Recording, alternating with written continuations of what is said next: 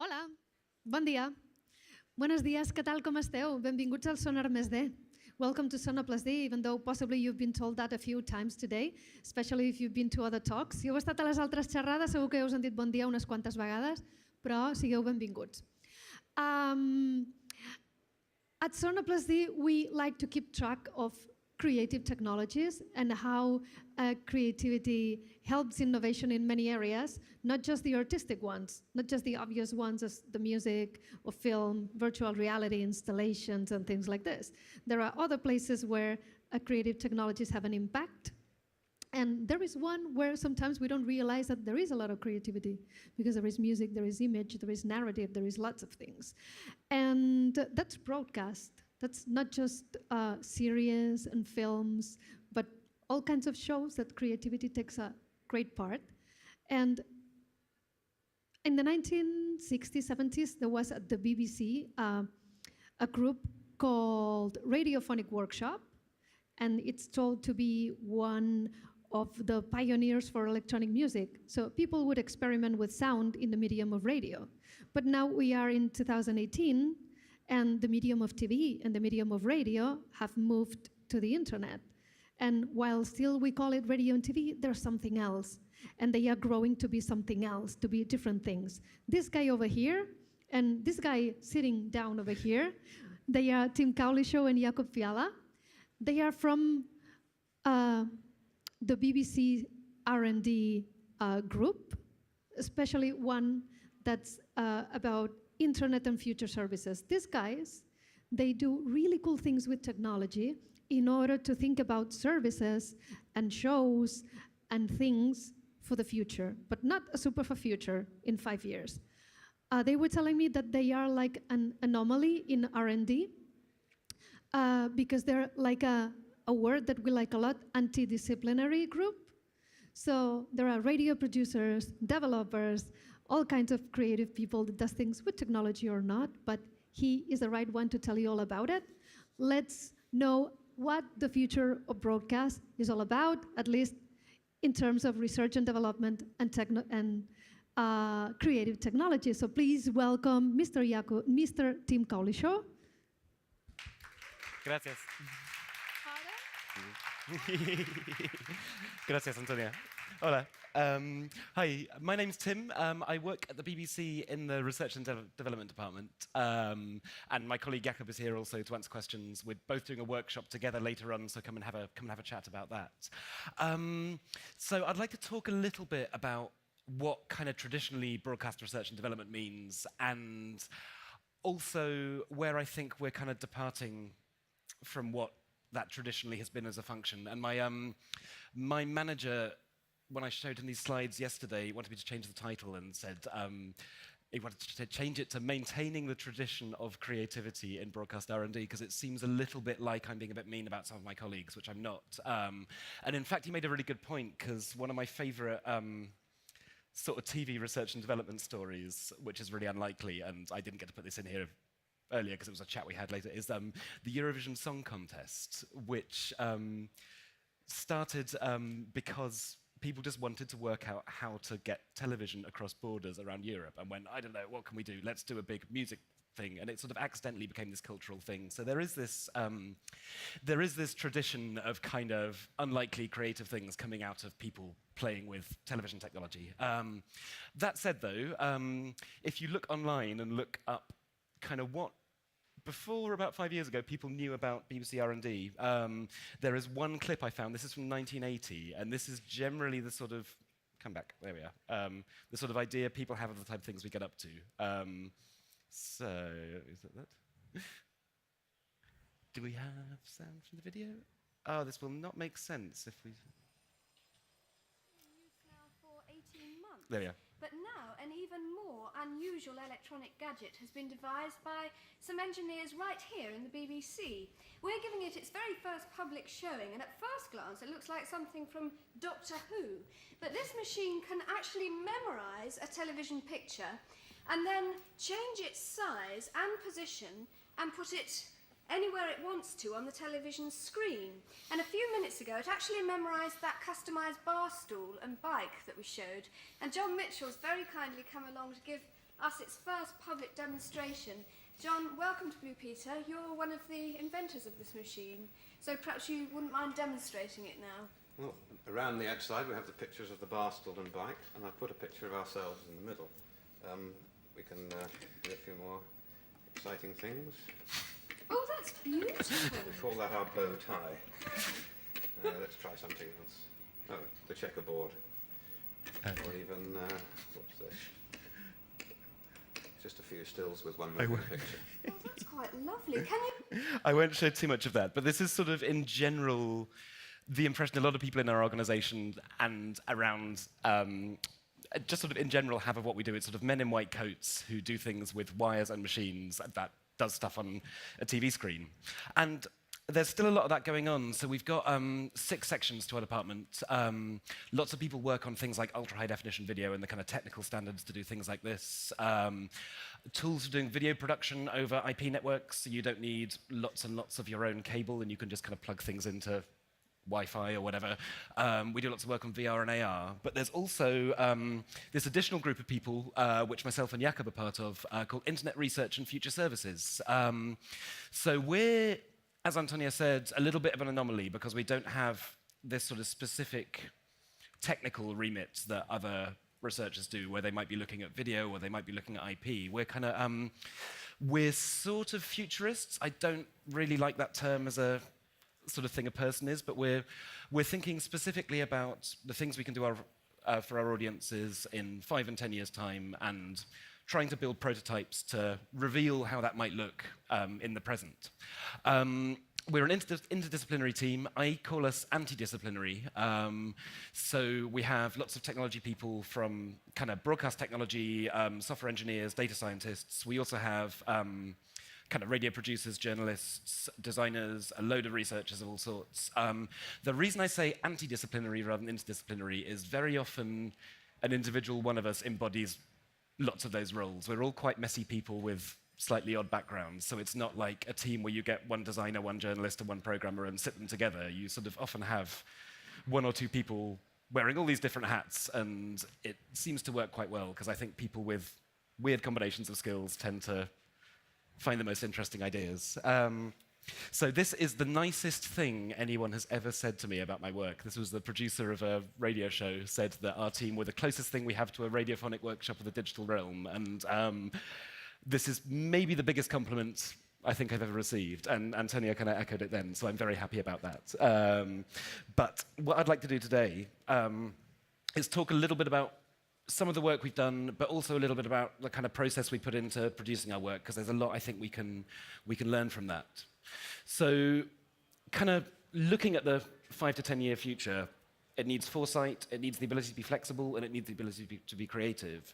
And these aren't things you kind of have naturally. These are skills that need to be cultivated. We need kind of ways of ensuring we do this.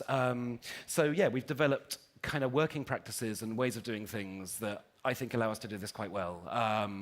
And I think they'd be, sorry, I've preempted my big thing. And I think they'd be useful to other people. So we have a name for this methodology, our sort of internal project name, and this, I wanted this to be the title of my talk, and it was vetoed. Our sort of internal name is Keeping It Weird. So what I want to talk about is the importance of weirdness to creativity in general. So keeping it weird is a strategy to help with 3 things. It's a general strategy for thinking about the future and thinking about a very wide range of possible futures, because I think there's a temptation with future-facing work to get stuck on the kind of coolest, most exciting thing and not necessarily think about the range of things that can possibly happen. It's an antidote to working within a big, often quite slow-moving organization. This doesn't just apply to broadcast. I think anyone who's worked in an agency or any other kind of media company will know how this is. So it gives us a sort of way of working that allows us to confront that a little bit. And yeah, I think hopefully it's something other people can learn from. So broadly, we can break keeping it weird down into 3 things. We make weird things in a weird way, and we do it with weird people. So I'm going to show you a few of the things we've made and outline how they kind of fulfill these 3 points. So the things we make, I should put some demos in before I got onto this really, but never mind. We've got this idea of half-resolution prototypes. So this is my colleague Jasmine coined this term. And what she means by that is prototyping something is not about showing the entirety of the experience. You want to take one interesting facet and do that as deeply as possible. So often when we prototype, we'll just find the most interesting thing about an idea and do just that bit, and we can show you that in a bit. We think about features rather than functionality, so like how you log into a thing, how it knows who you are, this type of thing. Unless that's the subject of the research under question, you sort of leave that to one side and go, this is the interesting idea, we'll deal with that. We do a lot of work with physical objects, and this is for a number of reasons. So one of the things we found with screen-based prototypes, if you're doing things online, is people have got this really highly developed language for how they talk about interface. So you can show like an iPad app or a website to anyone, and they'll go, well, that button should be over there, and this option should be there under the menu, and it's not necessarily the sort of answers you're trying to elicit. Whereas if you give someone a sort of cardboard box with some buttons on, they immediately engage with the idea rather than the specifics, because it's a little bit further away from everyday things. It's also nice to have kind of embodied prototypes, things that can be picked up, moved around, and used in unexpected ways, and physicality really helps with that. This is also, we'll talk a bit more about this later, but this is also very important if you're doing participatory work. Like, not everyone can make an iPad app, whereas everyone, if they've got an idea in their head, can kind of put together a physical thing that kind of approximates what they're talking about. So it's really useful for kind of working together for communication. And finally, another aspect of this is material exploration. And what I mean by that is using technology with no specific goal in mind, just to understand the limits of it. So I've got two projects I'd like to show that will kind of show this. So the first one, this is a project called Telebox, which my colleague Libby led and a bunch of us worked on. And the role of this was to look at the future of TV interfaces. So when you have like your satellite remote thing with the program guide, and there's this kind of standards for how you discover things on a big screen, on whether it's on Netflix, whether it's on Sky, whether it's whatever. No one's really done any work on making this more interesting. So we did a little 6-month project to work out how people might discover TV and film and kind of visual stuff to watch in the home alongside other people. So I'm going to show you a little film about that project, and then we'll talk about some other things. So,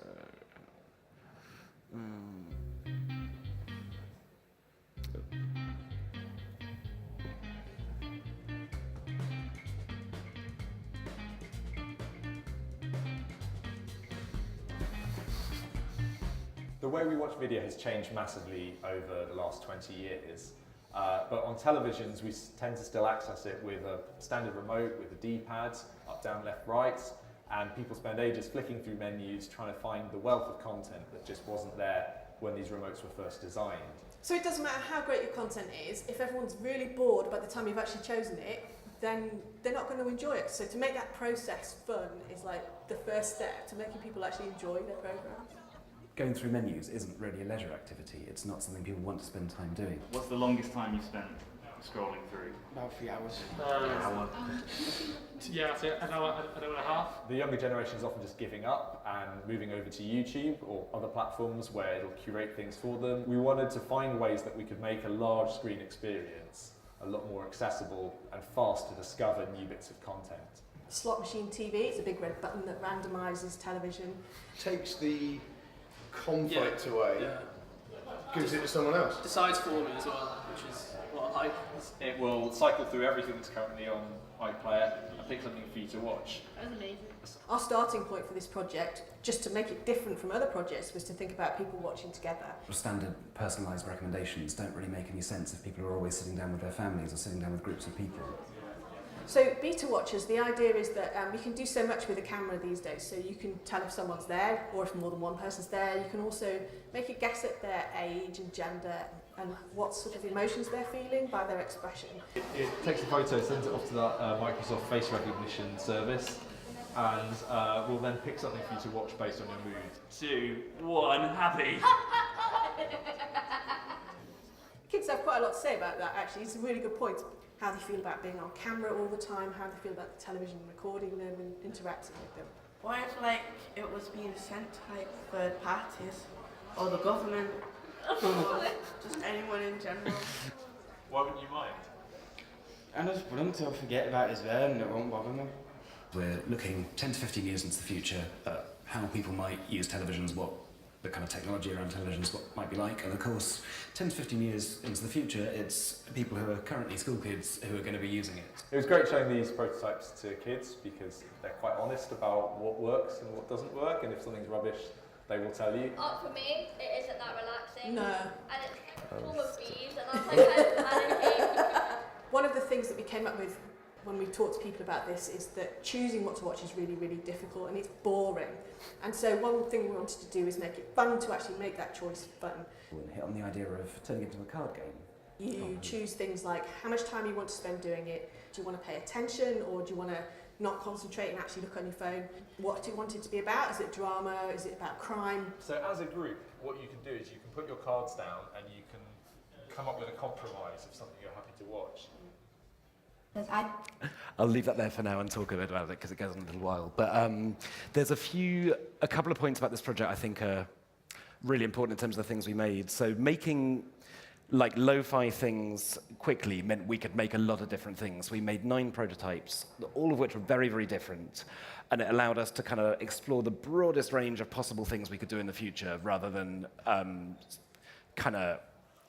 specializing too quickly. So this idea of doing stuff quickly and cheaply is really, really useful if you want to make sure you're covering a kind of huge range of possible things. The thing about physicality I think is really important. This was a kind of school kids visiting the BBC day where we did a little exhibition, and the amount of kind of research feedback we got from having things for people to play with was so useful, whereas sitting someone down in the lab with an eye tracker, you don't get the same kind of richness of kind of empathy and interaction with people. So I hopefully that demonstrates some of the things I was talking about beforehand. So the next one, I'm going to show you another example of this. So this is a screen-based project, but just again to show the idea of kind of producing lots of things. We've had a year-long project to imagine the future of news articles. So there were kind of 3 phases to this. One was looking at how we can combine different types of media in a single article, one at looking at how we're doing personalized stories, and another to look at how we kind of deal with multiple levels of understanding of a topic. So if people arrive at a news story and don't know much about the context, can we kind of adaptively give them more context about the thing they're reading about? But if you start looking through the things the team did on this, so just on that one thing of combining media, they produced 1, 2, 3, 4, 5, 6, 7, 8, 9, 10, 11, 12, 13 different versions of this, all of which we then tested, we showed to people, and these were produced by a team. We had a news journalist embedded with us for the year who was writing for these things, producing videos for these things, and understanding how it would fit into their work as well. So we were thinking, producing lots of things very quickly, but making sure they fitted into the context in which they'd need to work. So I'll show you, I won't show you too much of this. Catalonia, that's appropriate. So here's, this is pretty simple, but this is one of these things here we looked into providing kind of definitions within articles so you can expand out and start looking at some kind of context around the things you're reading about. Sorry, I can't see my mouse pointer. There we go. If we go back, and then we can look at similar articles in different formats. So if we start looking at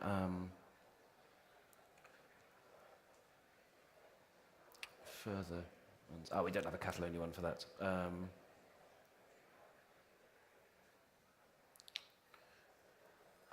Sorry, I will not show them. Right, these were meant for mobile, so I'm kind of I'm not entirely sure how well we're doing them. Can I go back to my slides? Sorry, folks, I can't.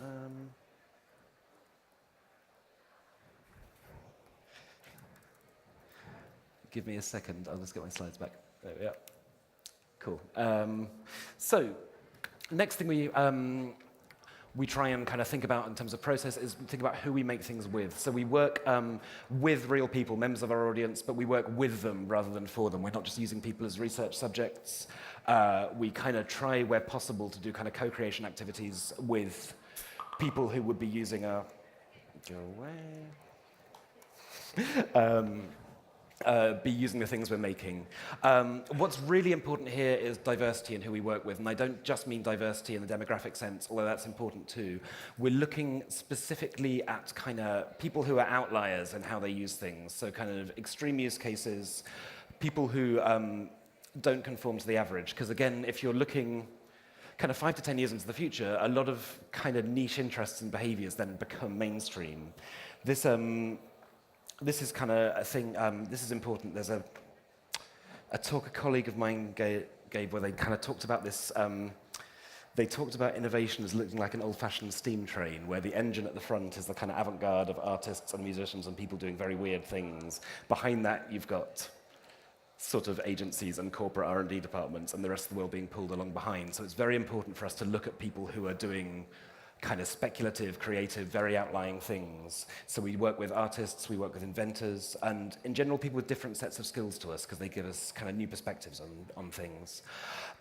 One thing in particular is working with people younger than us, and this seems like a very obvious thing if you're looking at future services, but it kind of gets forgotten. Like if you get a bunch of kind of 30 to 40-year-old like futurists and innovation managers in the room, they're not going to be the people using these things in 10 years' time. So you really need to start looking at who will grow up to be the cohort of people who will use your products. And in our case, that means teenagers, school children, university students. So we do as much work as possible alongside younger people.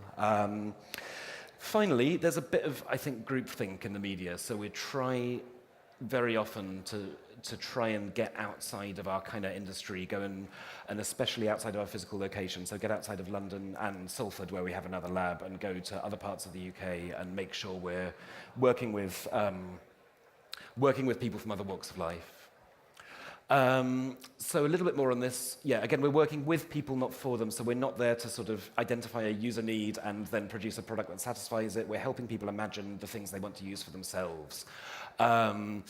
We value, so the way this kind of translates into research findings is we're very keen on kind of ethnographic type research where you're trying to build empathy, build understanding around what people are doing. You're not necessarily deriving kind of personas and user stories and artifacts. You're kind of building a narrative around your interaction with these people and around how their lives work, how they might use your technology. So here's one example. This, I should mention, is the subject of our workshop later on. So this is a piece of work I did with Jakub and our colleague Henry, who can't be here, sadly, because he's on holiday. We've been doing a lot of work on things to do with devices like Amazon Alexa, kind of smart speakers, and interesting ways we can use them. And one thing we did was spend a day with 4 musicians and 4 programmers, just seeing what musicians would do with Amazon Alexa. So I will show you a little clip of what happened then, and if you're registered for the workshop, we will see you over there later on to try and recreate this then. Echo, tell the audience we're ready. We're ready. Graham, bring in the hi-hats. Graham, reduce the tempo. A song? I'd love to.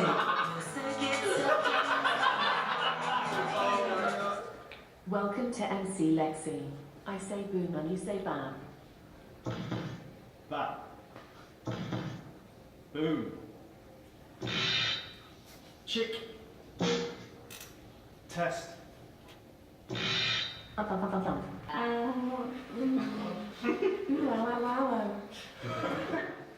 So our intention here was to expose some of that stuff that's happening in that pause between you talking to the device and the device talking to you.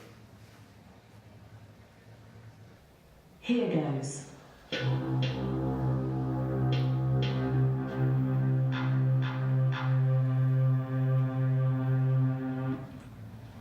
Add violins. 0, 0, 1, 1, 1, 1, 1, 1, 1. Here goes. These are not violins. Alexa, a conversation. Alexa, are you capable of love? Wow, yeah.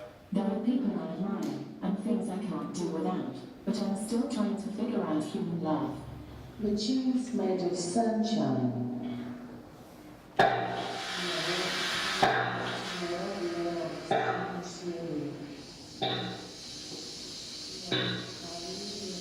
Terry Messiah.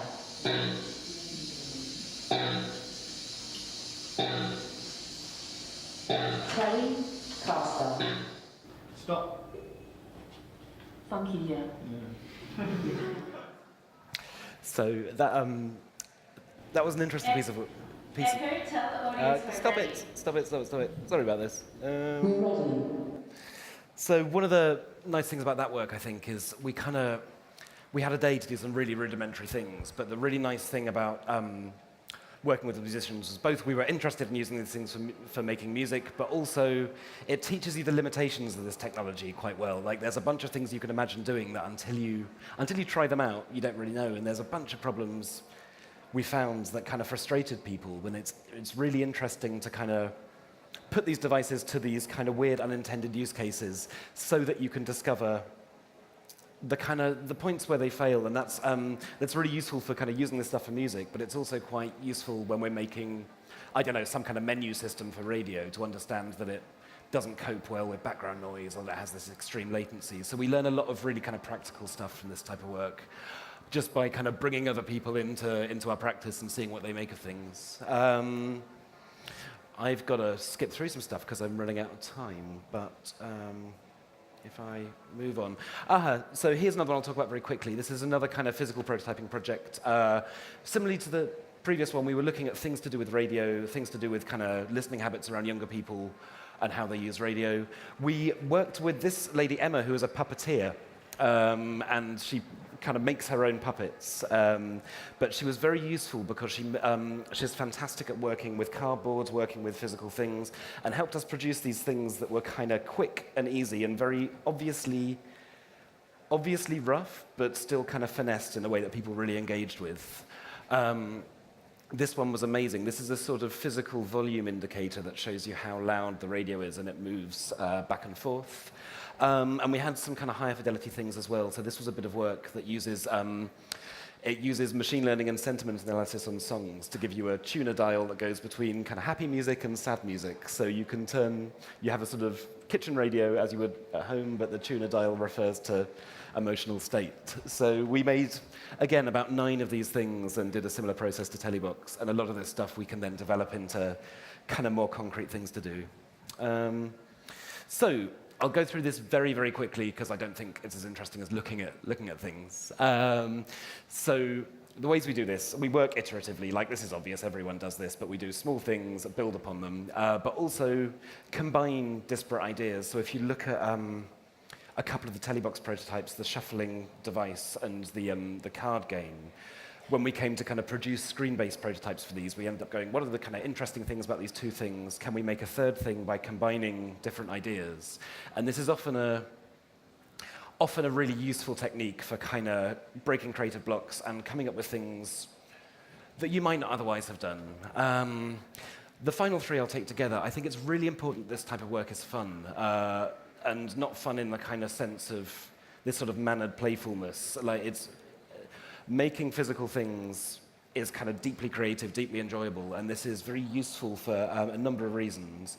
The first, if you're working with lots of different people, especially younger people, it's a kind of common language you can have. If you're all enjoying making stuff, no one's there as a sort of, everyone's deeply involved in the process. It kind of also stimulates our imagination. It helps us do better work. We try and be reflective about this as well. So we do a lot of really fun stuff, and then we sit down, we think about things, we keep week notes, write up what we're doing every week, and try and kind of measure, or not measure, or at least kind of justify the things we're doing, and that helps us kind of stay focused. I will skip past those 2. And get onto this. So all of this stuff is kind of vague. It's making lots of very kind of silly things we can show people, but it's really useful to kind of trace back to the type of work we're doing now. So another Alexa project we have done, I haven't really got time to show you this. From our Alexa work, we've started looking at making interactive dramas, doing things like radio plays which respond to the user. The inspection chamber, I won't show you the video, but it is on the Amazon store if you have a device. It's well worth listening to. It's a sort of They're sort of sci-fi story that involves the listener within it, and we were very, very proud of that. The specific thing I think I should show you about this is the second iteration of the Telebox project, because this is where you can see how this stuff becomes quite practical. So we took all those kind of physical things we made I showed you earlier on, and tried to look at how they might work in the slightly more boring present as bits of interface. So some of them are translated kind of directly. The slot machine with the big red button, it kind of works exactly as you would expect. This was a kind of one-to-one translation between. I can't show you the program because we're in Spain. It's gonna work out. But this will now work for anyone who wants to try this out, sort of on their TV at home. The thing about combining ideas, I think, is worth highlighting is this. So from that idea of a kind of card game for choosing in groups and the idea of kind of randomizing things, we then derived this third idea, which actually becomes quite a useful bit of interface. So on a TV with a normal remote control, if you have two people watching, you can have one person goes through a negotiation, they choose the 5 things they want to watch. They can hand it over to someone else to identify 2, then the first person chooses the final one. And this is a very new interaction pattern for us, but we wouldn't have got to the point of where we can do this without having gone through this process of building things and seeing how people are frustrated. And through doing that, we realized that there was this kind of problem around group choice, problem around negotiation in groups, and ended up coming up with something I think that works quite well, even if you don't have a kind of weird card game with RFID readers in your house. So there's kind of practical applications to all of this as well. Give me a second and I'll go to my summary. So I think, in summary, being kind of deliberately weird about how you work is a very, very good strategy for looking at a wide range of possible futures and a way of communicating them. So making silly objects is far easier. It's far easier to get people's attention than just making a kind of storyboards or a kind of prototypes on a screen. And it also helps us kind of do things in the present with kind of more traditional media that are really useful and really innovative. Yeah. So thank you very much. If you've got any questions.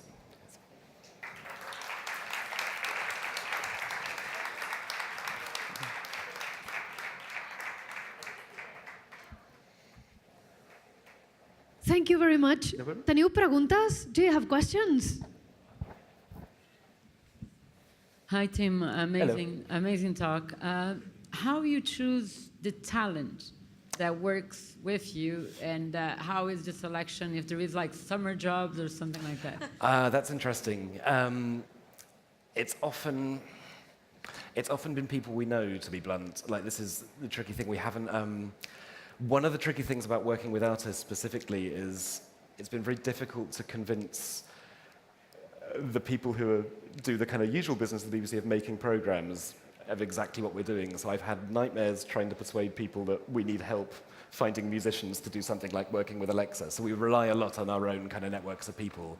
I'd love to, this is one of a good reason of coming places like this is we get to sort of expand that, because we do need more diversity in people we work with. We do need to kind of reach out to more people. And it would be lovely to kind of formalize that into a way we could have people come in to do stuff with us, but it's still a thing we're working on. But yes, I'm always very, very interested to talk to people who might have interesting stuff to do with it.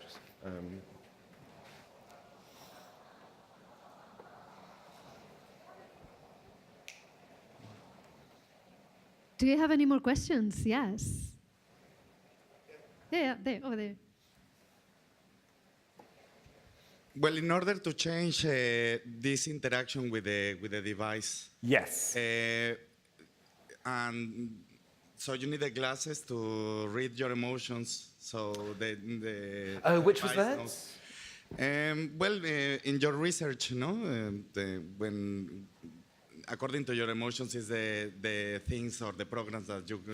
So yes, that one. That was again that was done on with a kind of screen-mounted camera, and that's one we didn't take any further. Because it's incredibly intrusive, and so this is actually this is a really important point. So this is another good thing about doing things easily and cheaply, is you can be... You cannot change the devices straight Yeah, away. no, exactly. The But TVs. you can test how people might react to that type of thing. And this is, it's very interesting getting kind of negative results from this. I don't want to, confrontational is the wrong word, but like you can, it's often very interesting to sort of challenge people's expectations in a very safe environment. So with things like that, this is the kind of thing, so Samsung had smart TVs that listened to people and were on all the time. There was a huge scandal about people's Samsung TVs being sort of always on in the living room listening. And this is, this was not a thing anyone wanted. So making a very silly thing that shows some of these problems is a very good way of eliciting the reactions. And in that case, the reaction was, I absolutely don't want this thing looking at me.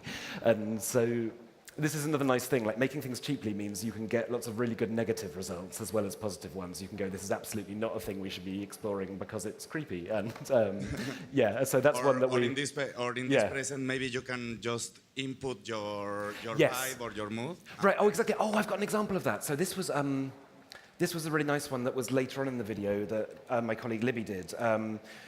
We started using the camera to detect who was in the room. The theory being, if I'm watching things on my own, I'm normally watching like crap detective shows. If my partner's watching stuff on her own, she's watching cooking. If we're there together, we're watching different things. And we thought, well, you could have a kind of thing that changes state depending on who's in the room. Tried it with a camera, everyone went, that's creepy. So instead we made, by doing ethnography in people's living rooms, we went, sorry, this is a very long answer, but we noticed everyone normally has their place they sit when they watch TV. You have your routine, you sit on one corner of the sofa, someone else sits wherever, people sit in the same place. So instead of a camera, we made cushions with switches. And so you put the cushion assigned to you in your place, and then it can tell who's there, and it doesn't get any other information about what's going on in your house. So again, yeah, this is a sort of example of how you can... and in terms of radio, can you make this interaction with radio? Yes, we're working on that at the moment. So we've done the TV stuff we did last year, and the radio project's still going on. But we've got a lot of interesting stuff. I'll have to talk to you later, I think, about this, because I can talk about that for ages. But we've done a lot of work around the sort of context in which people use radios. So it's not necessarily always a thing you give full attention to. It's often just a thing you use. vamping. Yeah, exactly, and doing things with that. But yes, I would love to talk more about this, but I'm talking too much. Do we have time for another question? Yes? So? Hi. Hiya. You were talking about an antidote, like to work with a big organization. Yes. Can you explain a little bit more about this antidote? I'm gonna have to be careful. So I think this is one of the things about being a specific research and development or innovation department, is you have to be very clear that your role is not to kind of serve the short-term interests of the organization you're a part of. So the BBC is a wonderful place to work, and we do some wonderful things, but the kind of big part of the BBC that does is sort of necessarily quite slow-moving. Like, in order to kind of serve streaming video to however many millions of people concurrently, we need to do things properly, and we need to do things slowly. And it means if you're trying to kind of get new features into things like iPlayer, it happens on a very slow timescale. So for us, deciding to specifically sit outside of that and say our job is specifically to look at the things which you are not doing, we are here to, as cheaply and as quickly as possible, sort of identify all the stuff that's not being done, is a very nice way to frame innovation work in a big organization. You kind of, I think, how do I explain this? It's important to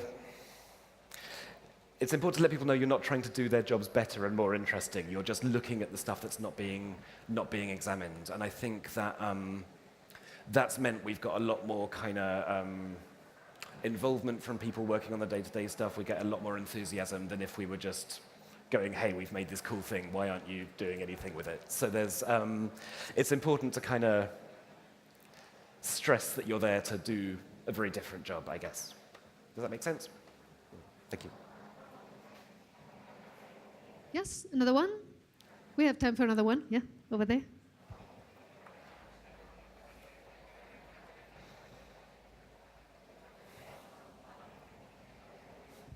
Sorry, I just noticed when you went to that slide that said the future of news articles, and then you said it was set up for mobile phones. What did we miss there? So this isn't... I didn't rehearse this enough. So this is a colleague's project. Let's have a look. The trouble is there are so many of these, I can't remember which I've tried and which I haven't. So the thing with this, I think I wanted to demonstrate, was the kind of breadth of different ideas they examined. Tell you what, hang on, I can move that onto my screen, or I can even ask you later. and then I can put it back over. Oh. But yeah, essentially it was lots and lots and lots of variations on these three themes of personalizing stories, adapting to different levels of knowledge, and combining media. But because we did them so quickly and so cheaply, we could do 20 of each of them and then test for the very specific things. I'll happily... So it was a research project? It's definitely a research project. Oh, okay. Actually, I've got 1 minute. I can show you. That's another example of a thing that did end up making it into production, actually. So what I can do, if I can make my slides bigger. Yes, so that work ended up being an actual live thing. So we have a sort of youth news brand. If you listen to kind of music radio, all the news on that is from a brand called Newsbeat. And we kind of took a load of this work and produced these sort of expanding listicles. So you've got a news story which kind of forms a very short narrative. You can skim it, but you can also drill down into the details of the kind of things you want to find out more about. And this is quite simple, but I think it wasn't something anyone had considered until we started doing this very iterative work. We'd started looking at exactly what people were looking for. And so that's again, it's a kind of... Sorry, it's doing lots of speculative things now and then looking at what we've learned from them that we can then apply immediately. And I think it's quite simple, but it's a nice example of that. Without having done that speculative work, we wouldn't have thought to do this. And there ended up being a kind of simple kind of thing we could do in the present. Thank you. With it. Sorry. Another one, the last one. No more questions? Then we are going to do something. Say thank you to Tim and his team. Yes, and also Jakub here. Hands together. Yes. Thank you. Thank you.